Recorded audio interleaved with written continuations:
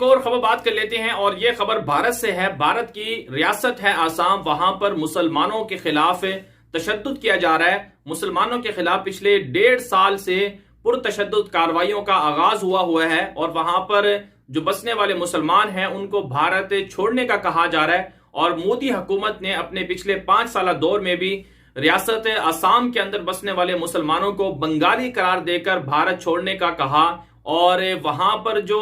नफरत अंगेजी है मुसलमानों के खिलाफ वो बढ़ चुकी है और वहां पुरतशद्दुद कार्रवाइयों में कई मुसलमान कत्ल किए जा चुके हैं और बेशतर जो मुसलमान हैं वो खुदकुशियां करने पर मजबूर हैं। और इस वक्त भी ये इशू बहुत ज्यादा गर्म है और खबरें तो यहां तक भी हैं कि रियासत आसाम के अंदर बसने वाले वो मुसलमान जो भारत के सरकारी ओहदों पर थे या सरकारी मुलाजमतें उनके पास थी, उनको भी मुलाजमतों से निकाला जा रहा है। और ये कहा जा रहा है कि 1971 से पहले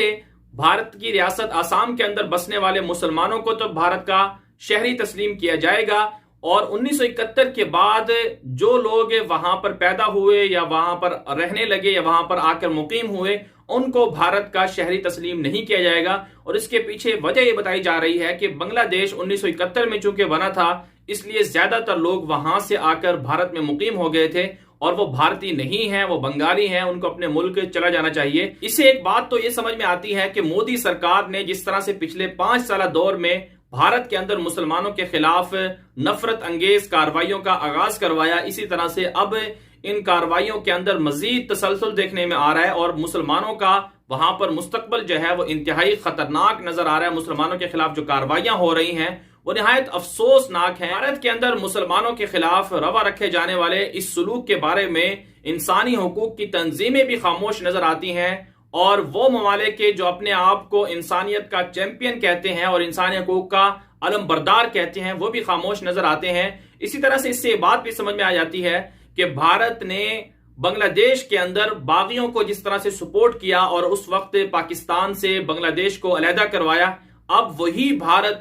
बांग्लादेश के साथ क्या सलूक कर रहा है, वहां के लोगों के साथ क्या सलूक कर रहा है और किस तरह से बंगालियों को नफरत अंगेज तरीके से देखा जा रहा है भारत के अंदर। इससे बांग्लादेश के अंदर बसने वाले लोगों को भी समझ जाना चाहिए कि भारत जो है वो बांग्लादेशियों का भी इतना दोस्त या मुआविन नहीं है और बल्कि वो तो बांग्लादेश वालों का भी दुश्मन है और बांग्लादेश को पाकिस्तान के साथ लड़ाने और बांग्लादेश को पाकिस्तान से अलग करने में भारत का जो चेहरा था वो इस वक्त दुनिया के सामने आ चुका है।